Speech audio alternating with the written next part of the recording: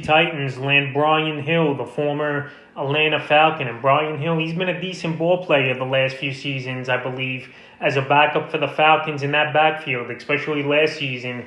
He got the biggest workload of his career with Todd Gurley, who was banged up towards the second half of the year. So the 26-year-old Brian Hill joins his third team in his NFL career. In 2017, he was with Atlanta, then Cincinnati, and then the last 3 seasons, he spent it with the Atlanta Falcons. And this guy, he's a pretty good dual threat out of the backfield, and I'm surprised it took it this long for him to sign a deal here. So he'll most likely be Derrick Henry's backup, and that meaning you're not going to see the field much as Derrick Henry's backup. You're only going to see probably 4 or 5 touches, if that, the whole ball game here. But he's a good change of pace back, and we'll see what he could do here this season for the Titans. So the last couple seasons for Brian Hill: 2019 with Atlanta, 12 games he appeared in, 78 carries, 323 yards, 2 touchdowns. And then in the receiving part of things, 14 targets, 10 catches, 69 yards, and a touchdown for Hill. And then last season,